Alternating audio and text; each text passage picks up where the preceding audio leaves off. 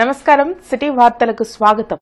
మైబాద్ జిల్లా బయ్యారం మండలం చెర్లపల్లి గ్రామంలో ఏర్పాటు చేసిన ఆదివాసీ సంఘాల రాజకీయ జేఏసీ సభలో చెందాలింగయ్య మాట్లాడుతూ తెలంగాణ రాష్ట్రంలో షెడ్యూల్ తెగలకు ఆదిలాబాద్, మైబాద్ 2 పార్లమెంట్ స్థానాలు ఉండగా మైబాద్ పార్లమెంట్ స్థానంలో అన్ని రాజకీయ పార్టీలు కాంగ్రెస్, బీఆర్ఎస్, బీజేపీలు అన్నీ కూడా అత్యల్ప సంఖ్యాకులైన లంబాడీలకు మాత్రమే 4 దఫాలుగా టికెట్లు ఇవ్వడం జరుగుతుంది. దీని కారణంగా అత్యధిక సంఖ్యాకులైన ఆదివాసీలకు తీరని అన్యాయం జరుగుతుంది.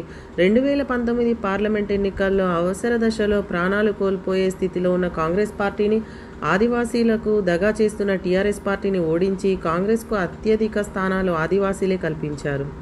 మా ఏజెన్సీ ప్రాంతంలో కాంగ్రెస్ ఎమ్మెల్యేలను గెలిపించుకొని కాంగ్రెస్ పార్టీకి ప్రాణం పోయడం జరిగింది. అయినా కాంగ్రెస్ పార్టీ ఆదివాసీలకు తీరని ద్రోహం చేస్తుందని అన్నారు.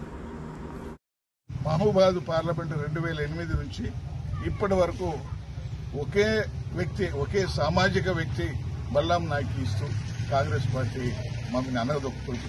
ఈ ఆదివాసీ, కోయ జాతి మెజారిటీ ఉన్నటువంటి కులాలని, అట్లనే ఎస్సీ, ఎస్టీ, బీసీలు అందరినీ కూడా మేమేదో కాంగ్రెస్ చూస్తే న్యాయం జరుగుతుంది అనుకుంటే అందరినీ రాజకీయంగా అనగదొక్కేటువంటి పాలసీలో ఇప్పుడున్నటువంటి ప్రభుత్వం రేవంత్ రెడ్డి గారి నాయకత్వంలో మరి అనగదొక్కుతున్నారు. అందుకనే ఈ యొక్క బలరాం నాయక్ లాంటి అసమర్థులు, ఆయన గెలిచి ఏం చేయలేదు, 2 సార్లు ఓడిపోయి ఏం చేయలేదు, ఇప్పుడు గెలిచిన కూడా ఆయన చేసేది ఏముండదు.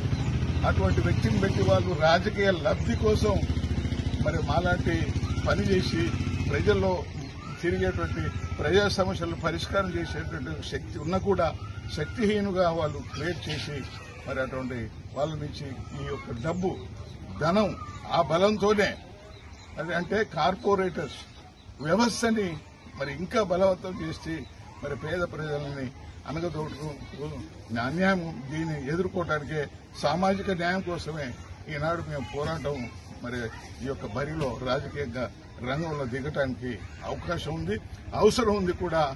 మరి ఈ యొక్క విధానాన్ని అరికట్టడానికి మా ఆదివాసీ సంఘాలు జేఏసీ తరఫున నేను పార్లమెంట్లో, మహబూబాద్ పార్లమెంట్లో దిగి మహబూబాద్ పార్లమెంటు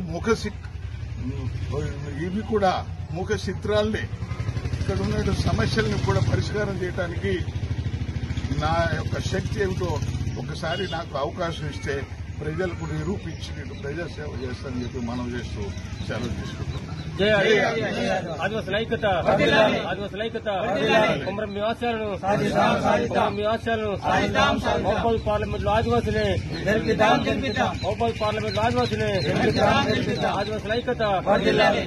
మరికొన్ని వార్తా విశేషాలతో మళ్ళీ కలుద్దాం. అంతవరకు సెలవు. నమస్కారం.